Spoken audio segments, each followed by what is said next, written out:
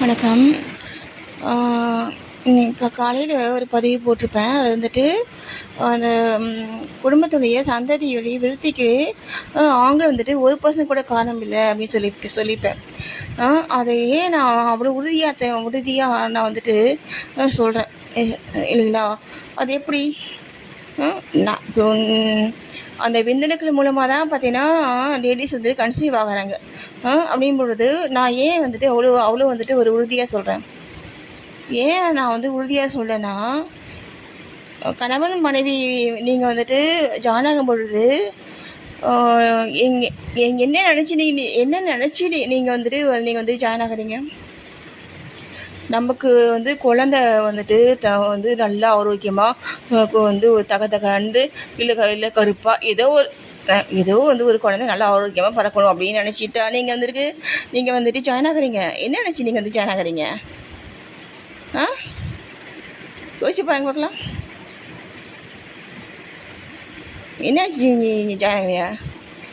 உங்களுக்காக தான் நீங்கள் ஜாயின் ஆகுறீங்க சரிங்களா? உங்களுடைய சுய இன்பத்துக்காக மட்டும்தான் நீங்கள் ஜாயின் ஆகுறீங்க. அந்த லேடிக்கு வந்து சந்தோஷம் கிடைக்குதா இல்லையா அதை கூட நீங்கள் வந்து தெரிஞ்சுக்க மாட்டேங்கிறீங்க. அதை பற்றி நீங்கள் கவலையும் பாடுறதில்ல. இது தானே உண்மை. அப்புறம் எப்படி நீங்கள் சந்ததி விருத்திக்கு நீங்கள் எப்படி காரணமாக முடியும்? உங்களுக்காக நீங்கள் வந்து செயல்படுறீங்க சரிங்களா? அதனால தான் நான் வந்து உறுதியாக சொல்கிறேன். இந்த குடும்ப விருத்தி ஆகிறதுக்கு ஆண்கள் வந்துட்டு 1% கூட காரணம் கிடையாது. ஏன்னா இது ஒரு பக்கம் இருந்தாலுமே பல ஆண்கள் வந்துட்டு திருமணத்துக்கு முன்னாடி வந்து பல வகையாக நீங்கள் வந்து செயல்படுறீங்க. ஏன்னா நீங்கள் வந்து கன்சீவ் லேடிஸ் மாதிரி வெளியே தெரியாது, நீங்கள் கன்சீவ் ஆகிறது கிடையாது. அதனால் யாருக்கும் தெரியாது அப்படிங்கிற நீங்கள் தான் வந்து அந்த திட்டு தரமாக தானே நீங்கள் வந்துட்டு எப்பயுமே நீங்கள் வந்துட்டு அப்படியே தானே நீங்கள் வந்து பழகிறீங்க பாத்ரூம்லேயும் இந்த சுயநலம் பண்ணுறீங்க இல்லையா? அப்படியே தான் நீங்கள் வந்து பழகிறீங்க.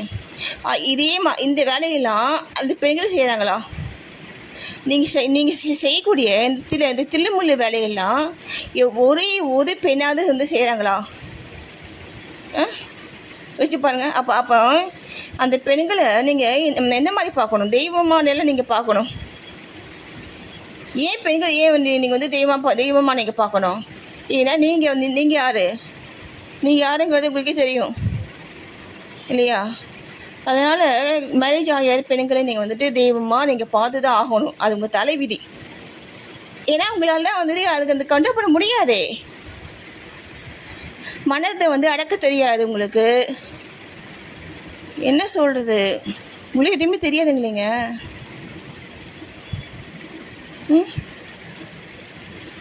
ஒரு சுய ஒழுக்கம் கிடையாது இல்லைங்களா? நன்றி.